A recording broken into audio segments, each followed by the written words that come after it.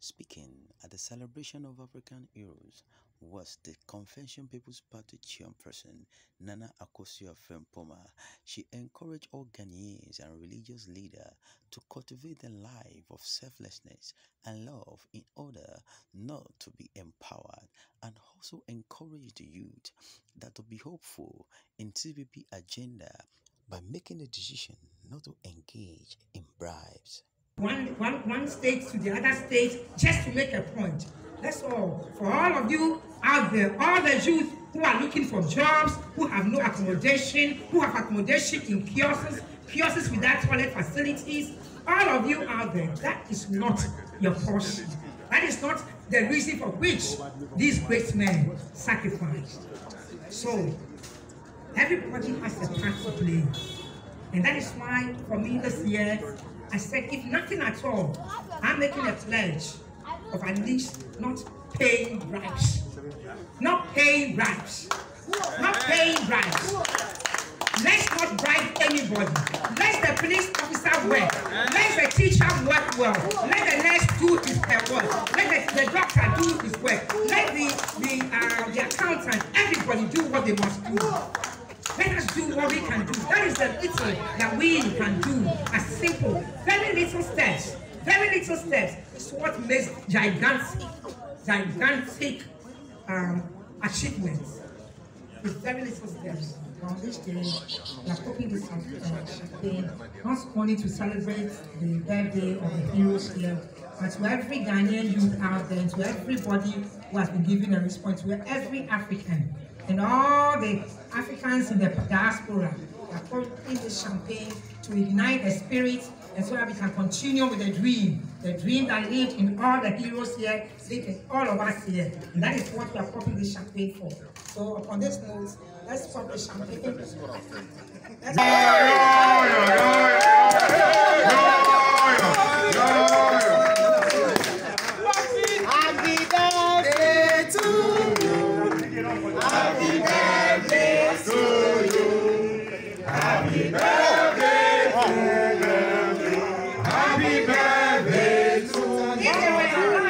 They would have been 93 years. Right. Yeah. Wow. 93 for Martin. We are here popping the champagne. We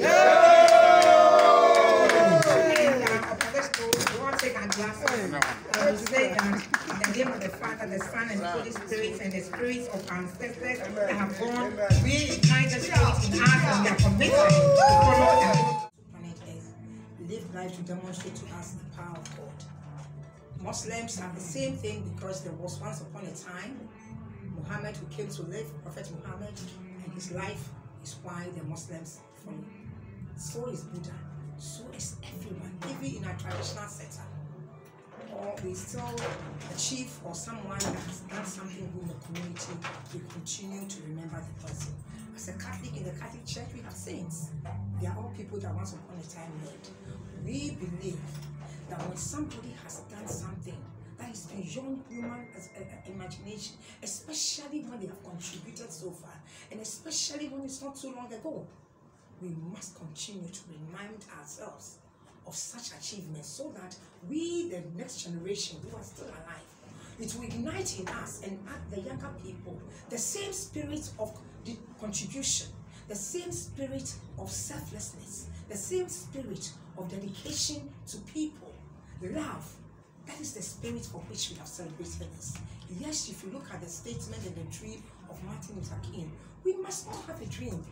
And he had a dream. And his dream has become a reality. Maybe not at the time that he was alive, but it was a reality. At least at the time that Obama became president, we can say it went beyond even the dream that he stood for.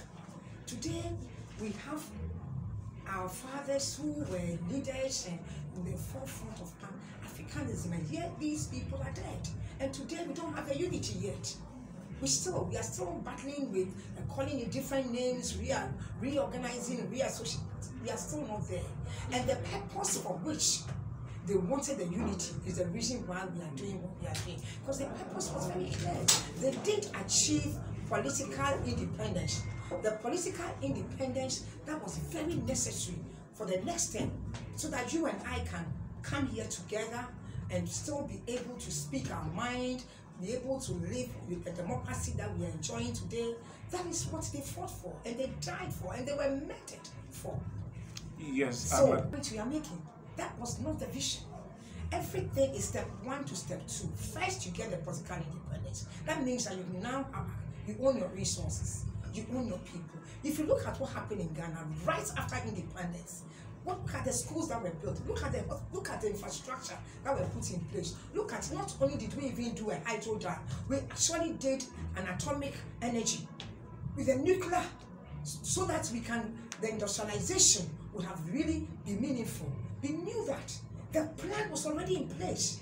And it is that plan that today, China and everybody else has gone on and continued. So we cannot say that because we are still borrowing from the white people or from the foreigners, we are going to continue in this state. Then who are we? Then what have we done?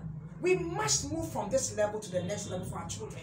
Our children and our grandchildren must be able to live in a country that they can be proud of, not only hold the hands of the white person, but be a globally competitive African, where they can contribute their God-given talent and potential and who they are. And then be able to own their resources, be able to own the gold, be able to own the oil, be able to own the talk time, be able to own the money transfer platforms. That's not where this is not what it was envisaged. So if we are able to own the things that we must own, we will not go out there to borrow. Who are we going to borrow from? And we're called Gold Coast. For some reason or the other, we had gold. They didn't dream about the gold. We had the gold. They took the gold away. Today, we can't have gold mines until we give it to foreign firms to bring equipment. The irony of it, I can't even understand. We must own 50 or more of our gold. We can own a mere 10% and less than that of any mineral we have. Why would you give it out? If that's what you are going to own, why would you give it out? So I believe that we of today should not be, we shouldn't be overpowered by the problems that will confront us. Because the problems that confront us are an extension of all of us. All of us. It is not unsurmountable. It is not a problem that we were born into and it's people call it a curse. No. No. Once upon a time, we didn't even have our basic freedom.